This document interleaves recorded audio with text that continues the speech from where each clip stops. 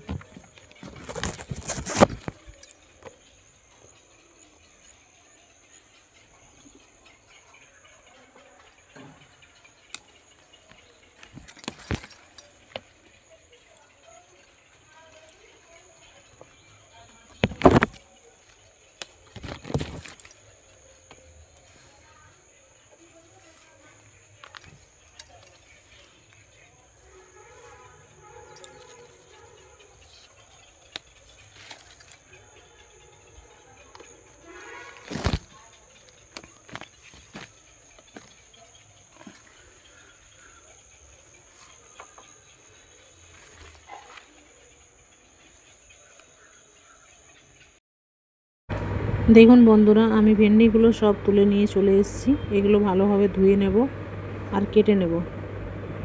आज बानाबो आमसि दिये भेंडिर टक और सर्षे इलिश। तो प्रथमे आमी बानाबो भेंडिर टक, सर्षे दिये भेंडिर टक। तार जोन्नो जे भेंडिगुलो गाछ थेके तुले এনেছিলাম ওগুলো এভাবে কেটে নিয়েছি আর নিয়েছি সরষে বাটা আর নিয়েছি আমসি। এটা ভিজিয়ে রেখেছি 1 ঘন্টা। প্রথমে ভেন্ডিগুলোকে ভেজে নেব। তো কড়াইতে সরষের তেল দিয়েছি, তেল গরম হয়ে গেছে, ভেন্ডিগুলো দিয়ে দেব। লবণ দিয়ে দিয়েছি।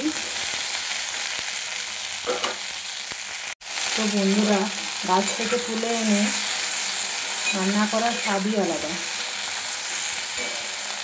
লবণ দিয়ে দিয়েছি, এবার ঢাকা দিয়ে দেবো।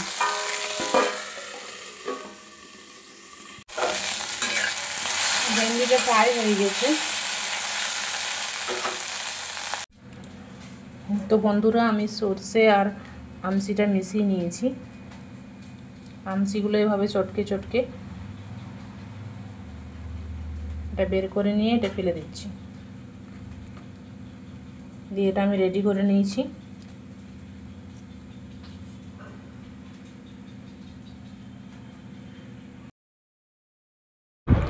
তো বন্ধুরা, আমি এখানে আমসি দিয়েছি।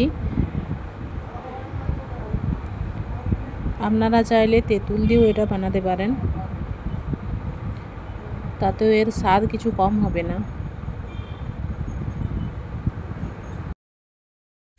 এতে আরও একটু জল দেব।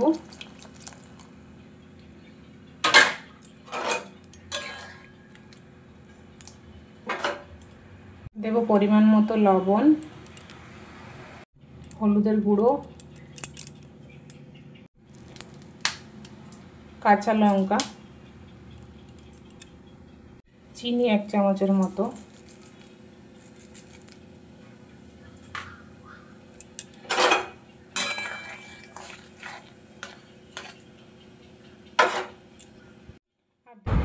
আর দেব সামান্য পরিমাণে সরষের তেল। দিয়ে ভালোভাবে মিশিয়ে নেব। দিয়ে কিছুক্ষণ হতে দেব। বন্ধুরা, ভেন্ডির টকটা আমার হয়ে গেছে। গ্যাসের ফ্লেমটা অফ করে দেব। দেখুন বন্ধুরা, আমার সরষে দিয়ে ভেন্ডির টক রেডি হয়ে গেছে। এবার আমি ইলিশ মাছের রেসিপিটা বানিয়ে দেখাবো। সরষে ইলিশ বানানোর জন্য এখানে আমি ইলিশ মাছগুলোকে ভেজে নিয়েছি আর নিয়েছি পেঁয়াজ কুচি, রসুন কুচি, টমেটো কুচি আর নিয়েছি সরষে রসুন বাটা। এর মধ্যে আমি 5 কোয়া রসুন দিয়েছি আর কালো সরষে তো কড়াইয়ের মধ্যে আমি সব কিছু একসঙ্গে দিয়ে চাপিয়ে দেব। ওর মধ্যে দিয়ে দেবো পেঁয়াজ কুচি, রসুন কুচি, টমেটো কুচি, সরষে বাটা। এবার এর মধ্যে পরিমাণ মতো জল দিয়ে দেবো হলুদ গুঁড়ো, কাঁচা লঙ্কা কুচি,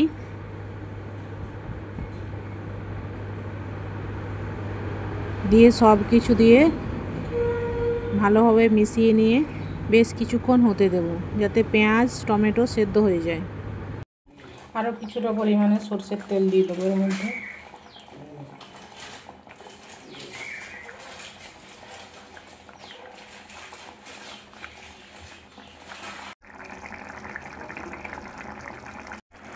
সরষে ইলিশটা হয়ে গেছে, গ্যাসের ফ্লেমটা অফ করে দেবো।